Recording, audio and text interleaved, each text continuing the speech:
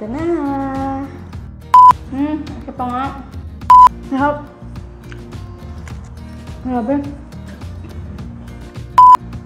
Hi guys! Mabuhay sa inyo lahat and welcome back to our channel, Ang Sarap Grabe. And my name is Ma'am Shirley.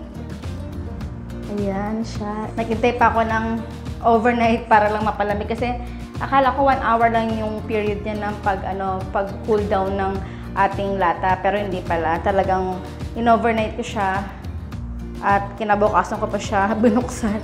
Kasi nakakatakot baka pumutok or kung ano yung, kasi diba may pressure yung lata sa loob. Kaya wag dapat natin ito bubuksan hanggat hindi pa ito napapalamig. Sarap. Mamoy, tikman natin.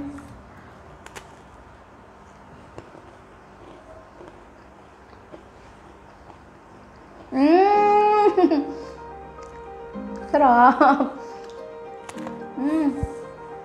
Ito pa nga. Wow.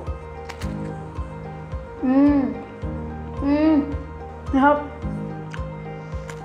Grabe. Alam niyo, pag natikman nyo itong caramel, worth na mag-intay kayo ng 4 hours ng pagpapakulo or 3 hours, 3 to 4 hours.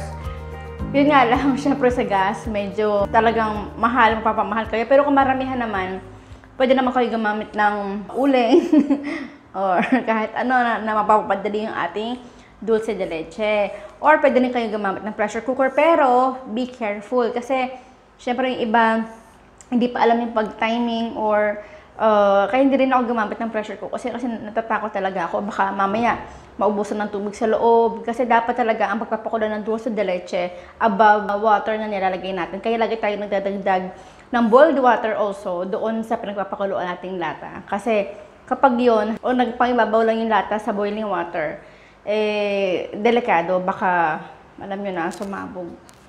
Kaya be careful. At alam niyo ba ang dulce de leche, pwede rin natin gamitin sa katulad ng ginawa natin kanina, spread, pwede sa tinapay, sa kung anong mga desserts na gusto nyong pampatigdag ng tamis at flavor sa ating dessert. Pangalawa, pwede rin siyang gamitin na pang filling like sa churros or sa cupcake.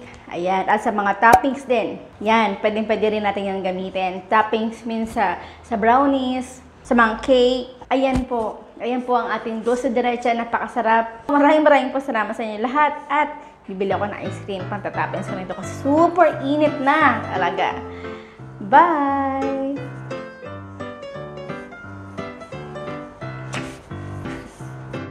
Kung medyo iisa lang ang gagamit ang maraming salamat sa inyo.